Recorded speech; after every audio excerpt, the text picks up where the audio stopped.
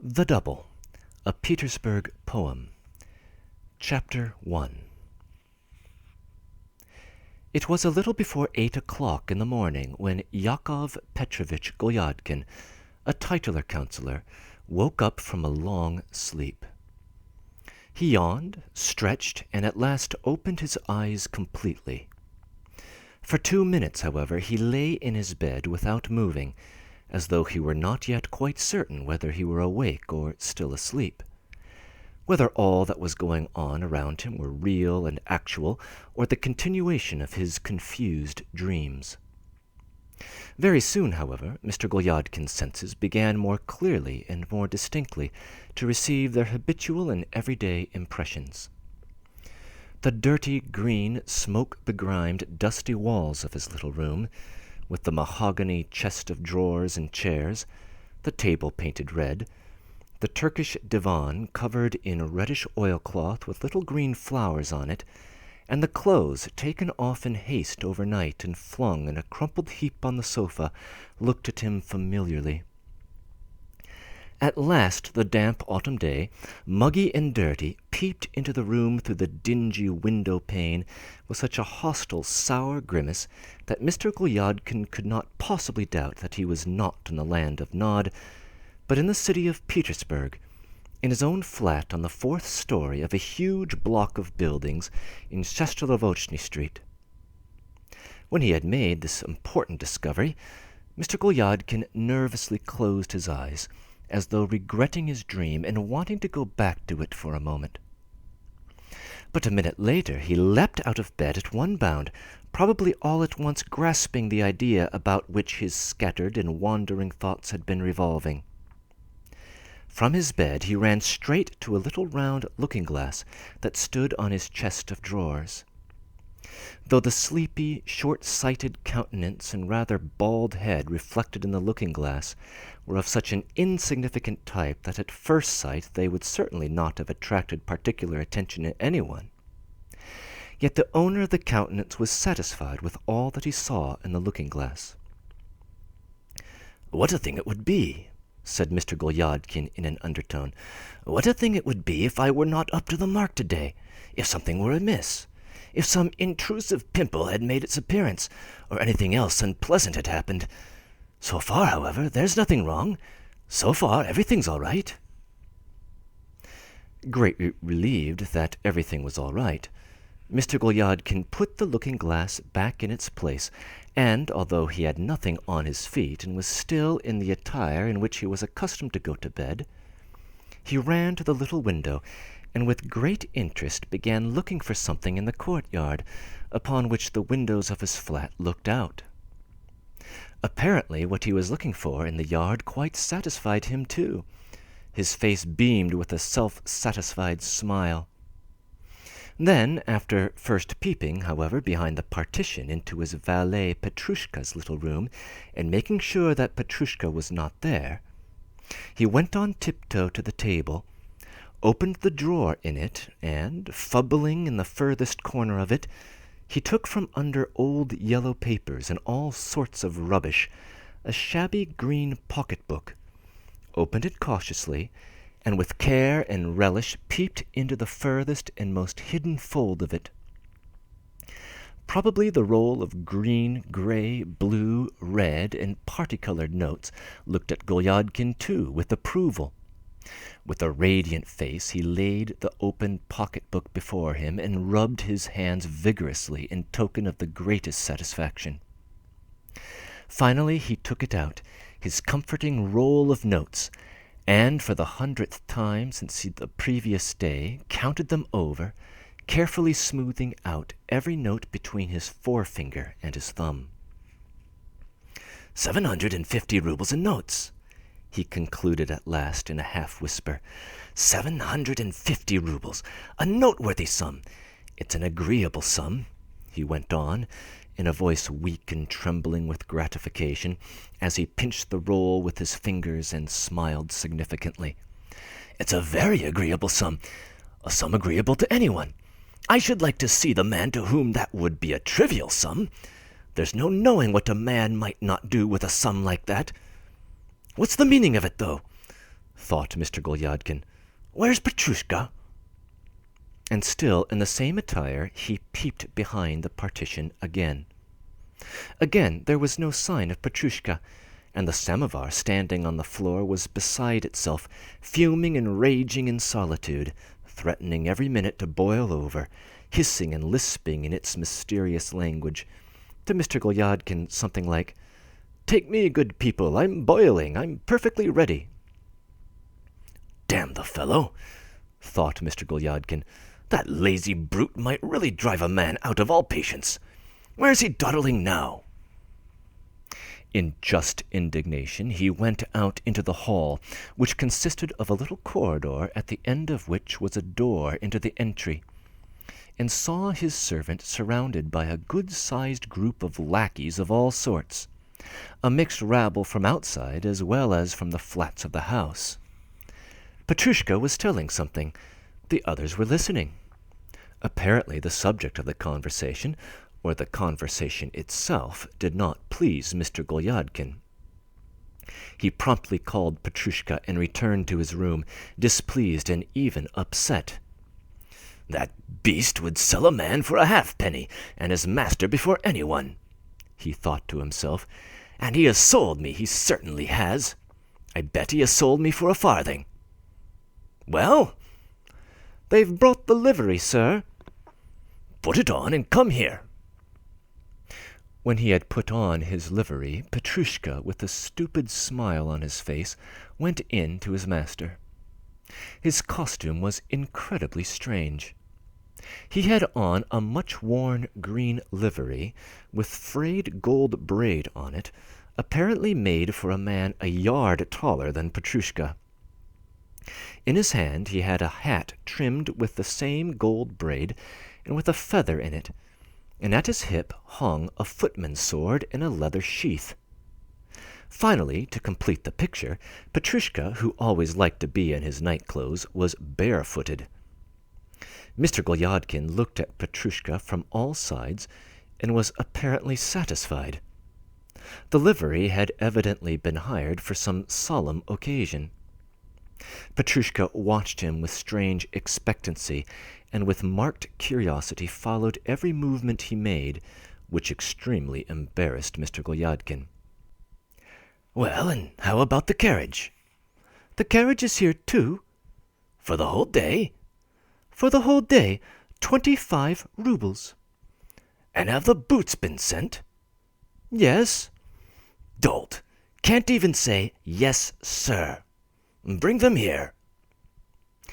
Expressing his satisfaction that the boots fitted, Mr. Golyadkin asked for his tea and for water to wash and shave. He shaved with great care and washed as scrupulously, hurriedly sipped his tea, and proceeded to the principal final process of attiring himself. He put on an almost new pair of trousers, then a shirt front with brass studs, and a very bright and agreeably flowered waistcoat. About his neck he tied a gay, parti-colored cravat, and finally drew on his coat, which was also newish and carefully brushed.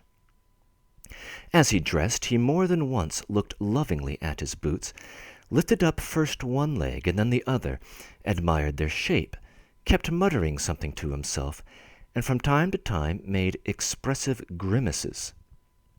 Mr. Golyadkin was, however, extremely absent-minded that morning, for he scarcely noticed the little smiles and grimaces made at his expense by Petrushka, who was helping him dress. At last, having arranged everything properly and having finished dressing, Mr. Golyadkin put his pocket-book in his pocket, took a final admiring look at Petrushka, who had put on his boots and was therefore also quite ready, and, noticing that everything was done and that there was nothing left to wait for, he ran hurriedly and fussily out onto the stairs with a slight throbbing at his heart. The light blue hired carriage with a crest on it rolled noisily up to the steps. Petrushka, winking to the driver and some of the gaping crowd, helped his master into the carriage, and, hardly able to suppress an idiotic laugh, shouted in an unnatural voice, "Off!" jumped up on the footboard, and the whole turnout, clattering and rumbling noisily, rolled into Nevsky Prospect.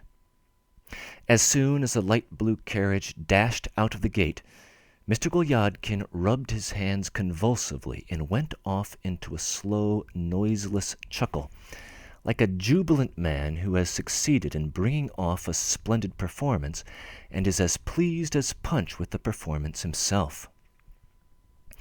Immediately after his access of gaiety, however, laughter was replaced by a strange and anxious expression on the face of Mr. Golyadkin. Though the weather was damp and muggy, he let down both windows of the carriage and began carefully scrutinizing the passers-by to left and to right, at once assuming a decorous and sedate air when he thought anyone was looking at him. At the turning from Latany Street into Nevsky Prospect, he was startled by a most unpleasant sensation, and, frowning like some poor wretch whose corn has been accidentally trodden on, he huddled with almost panic-stricken haste into the darkest corner of his carriage. He had seen two of his colleagues, two young clerks serving in the same government department. The young clerks were also, it seemed to Mr. Golyadkin, extremely amazed at meeting their colleague in such a way. One of them, in fact, pointed him out to the other. Mr. Golyadkin even fancied that the other had actually called his name, which, of course, was very unseemly in the street. Our hero concealed himself and did not respond. "The silly youngsters," he began, reflecting to himself. "Why, what is there strange in it? A man in a carriage, a man needs to be in a carriage, and so he hires a carriage. They're simply good-for-nothings. I know them, simply silly youngsters who still need thrashing. They want to be paid a salary for playing pitch-farthing and dawdling about. That's all they're fit for.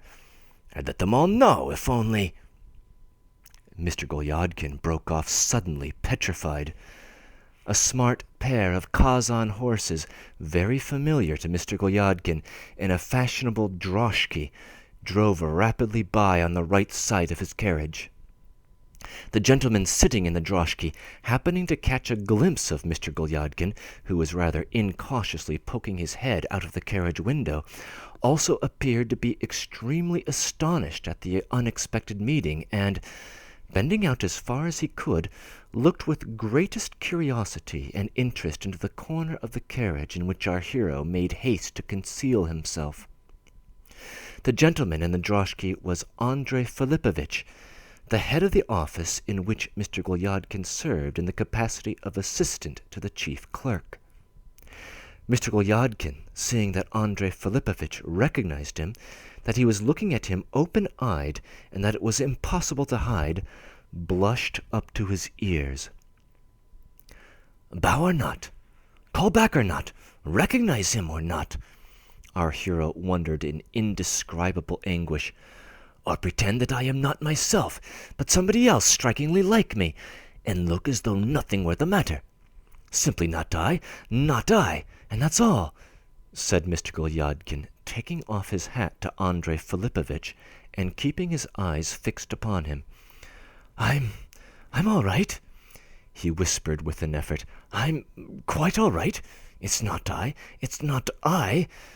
and that is the fact of the matter." Soon, however, the droshky passed the carriage, and the magnetism of his chief's eyes was at an end. Yet he went on blushing, smiling, and muttering something to himself. "I was a fool not to call back," he thought at last. "I ought to have taken a bolder line and behaved with gentlemanly openness. I ought to have said, 'This is how it is, Andrei Filipovitch. I'm asked to the dinner too, and that's all it is.'" Then, suddenly recalling how taken aback he had been, our hero flushed as hot as fire, frowned, and cast a terrible, defiant glance at the front of the carriage, a glance calculated to reduce all his foes to ashes. At last he was suddenly inspired to pull the cord attached to the driver's elbow, and stopped the carriage, telling him to drive back to Latany Street. The fact was, it was urgently necessary for Mr. Golyadkin, probably for the sake of his own peace of mind, to say something very interesting to his doctor, Christian Ivanovitch. And though he had made Christian Ivanovitch's acquaintance quite recently, having indeed only paid him a single visit, and that one the previous week, to consult him about some symptom, but a doctor, as they say, is like a priest, and it would be stupid for him to keep out of sight, and indeed it was his duty to know his patients. "Will it be all right, though?" our hero went on, getting out of the carriage at the door of a 5-story house in Latany Street, at which he had told the driver to stop the carriage. "Will it be all right? Will it be proper? Will it be appropriate? After all, though," he went on, thinking as he mounted the stairs out of breath, and trying to suppress the beating of his heart, which had the habit of beating on all other people's staircases. "After all, it's on my own business, and there's nothing reprehensible in it. It would be stupid to keep out of sight. Why, of course I shall behave as though I were quite all right, and have simply looked in as I passed. He will see that it's all just as it should be." Reasoning like this, Mr. Golyadkin mounted to the 2nd story and stopped before flat number 5, on which there was a handsome brass door plate with the inscription, "Christian Ivanovitch Rutenspitz, Doctor of Medicine and Surgery." Stopping at the door, our hero made haste to assume an air of propriety, ease, and even of a certain affability, and prepared to pull the bell.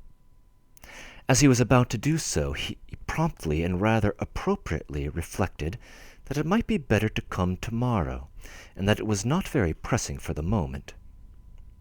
But as he suddenly heard footsteps on the stairs, he immediately changed his mind again, and at once rang Christian Ivanovitch's bell, with an air, moreover, of great determination.